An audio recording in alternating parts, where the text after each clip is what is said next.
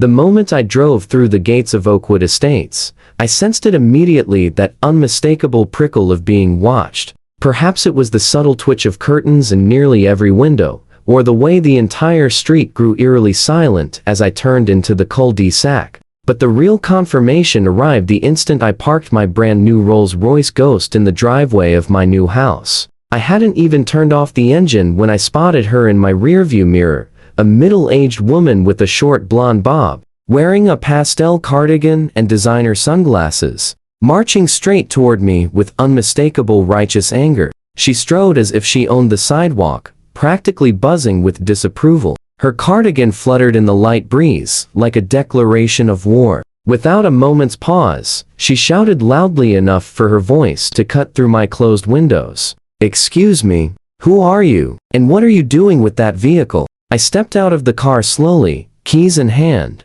and kept my voice friendly. "Hi there, I'm Jason, the new homeowner at 1542. Just moving in today." She shot me a glare sharp enough to shatter glass, her eyes raking over me from my sneakers to my button-up shirt, as if searching for any imperfection. "Clearly, nothing about my appearance," suggested Rolls-Royce owner to her. "That's impossible," she snapped, crossing her arms tightly. "The Millers sold to a young professional. You're barely out of high school." "I'm 21 actually," I replied with a polite smile. "And yes, I bought the Miller place. The paperwork closed last week."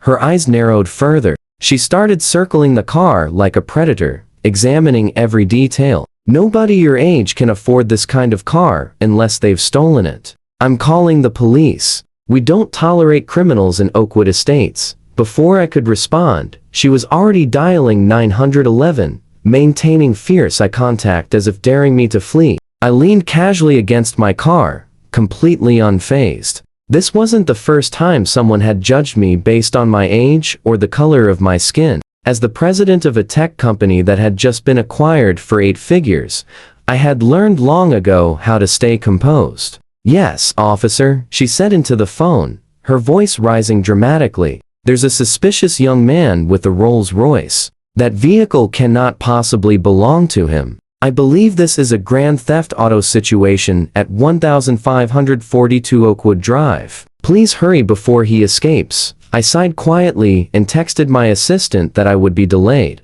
So much for a peaceful, moving day. When she hung up, she flashed me a triumphant smile. "The police will be here any minute. I suggest you don't try to leave." "I'm not going anywhere," I answered calmly. "This is my house. That's my car. But I don't believe I caught your name." "Karen Wellington," she announced with obvious pride. "President of the Oakwood Estates Homeowners Association for 6 consecutive terms. And you definitely don't look like a homeowner in our community." Of course. Her name was Karen. The universe certainly had a sense of humor. "Well, Karen," I said, reaching for my wallet, "I assure you, I'm the legal owner of both this house and this vehicle. Would you like to see the deed? I have digital copies." She waved away my ID without so much as a glance. "I've seen plenty of fake IDs in my time. The Oakwood HOA has a strict vetting process, and I don't recall approving anyone who looks like you."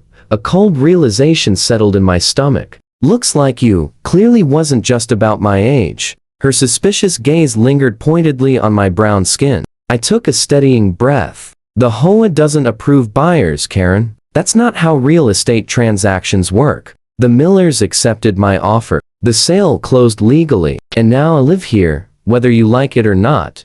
Her cheeks flushed a deep crimson. "We'll see about that. And we'll certainly see about that car. No 21-year-old has that kind of money unless something illegal is going on. Did you hack someone's account? Is this money laundering?" She began circling my car once more, snapping photographs from every angle, including the license plate, as if she were collecting evidence for a case. I noticed several neighbors emerging from their homes, drawn to the unfolding spectacle. Karen appeared to thrive on the increasing audience. "I've seen this before," she proclaimed loudly.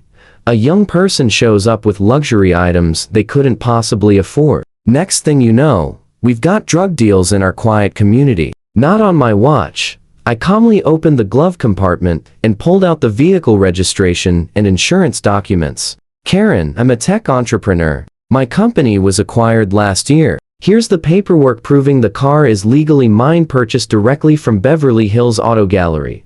She squinted at the documents I held out, but refused to take them. Anyone can forge paperwork these days. My nephew works in cybersecurity. He says criminals are getting more sophisticated. Just then, 2 police cruisers pulled into the cul-de-sac. Karen's expression shifted instantly from hostile to smug, as if the arrival of law enforcement had validated her entirely. She straightened her cardigan and adopted a dramatic damsel in distress pose as the officers approached.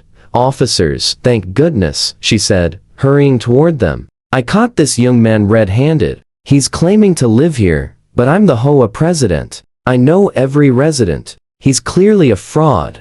The older officer, a man with the gray mustache, turned to me. "Sir, we received a report of a possible stolen vehicle. May we see your license and registration?" "Of course," I replied, handing over the documents without hesitation. "I'm Jason Chen. I just closed on this house and was in the process of moving. And when I was accused of stealing my own car." The younger officer began reviewing the paperwork while the older one kept a watchful eye on Karen, who hovered close behind him like an overzealous hall monitor. "He's obviously using a fake ID," she interjected. "I personally approve every new homeowner application. He would never qualify. And that car, the $400,000 vehicle, he's barely old enough to drink." The older officer raised an eyebrow but remained professional. "Ma'am, please step back and allow us to verify the information."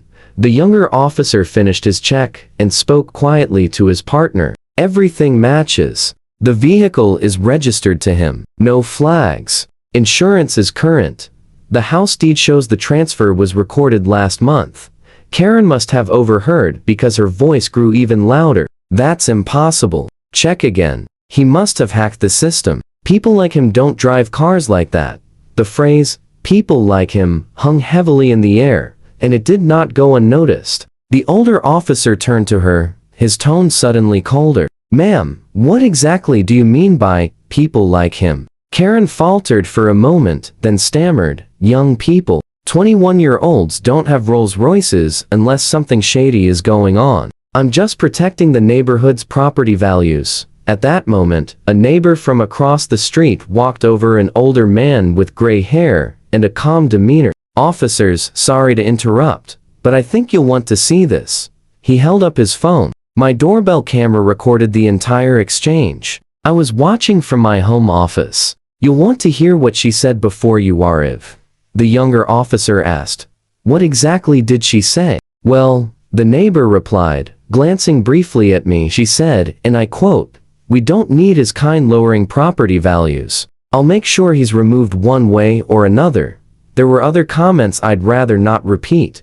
Karen's face drained of color. "That's taken completely out of context. I was talking about community standards." The older officer returned my documents and offered a professional yet sincere apology. "Sir, everything checks out. You're free to continue moving into your home." Then he turned to Karen. "Mrs. Wellington, may I speak with you privately?" They stepped aside, and I could see Karen gesturing wildly as she argued her case. More neighbors had emerged from their homes, and the mood had clearly shifted. The disapproving glances were now directed at Karen, not me.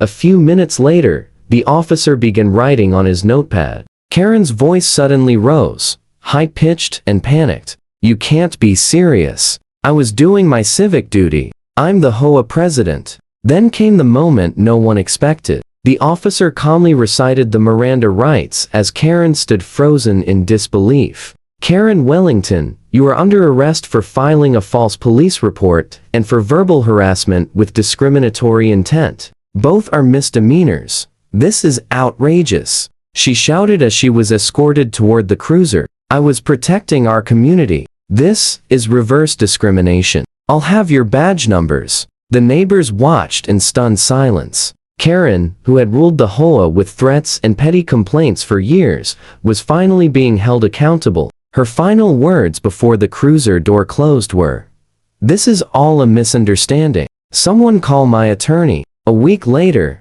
I received an official letter from the HOA. Karen had been immediately suspended, and at an emergency meeting, the vote was unanimous 27-0 for her permanent removal. She was also fined $5,000 and ordered to complete community service. According to neighborhood gossip, her real estate agency placed her on indefinite leave after several clients pulled their listings in protest. Weeks later, when I spotted her at the local grocery store, the transformation was striking. Gone was the swagger, the commanding presence. She avoided eye contact entirely, her face flushing red as she abandoned her cart and hurried out the door. And just like that, the reign of the HOA tyrant came to an end, not through force, but through her own arrogance. The look on her face that day said everything. She still couldn't believe her power had vanished so completely. If you enjoyed watching karma deliver justice to a power-hungry HOA president, hit that like button and don't forget to subscribe for more real stories where justice arrives in the most unexpected ways.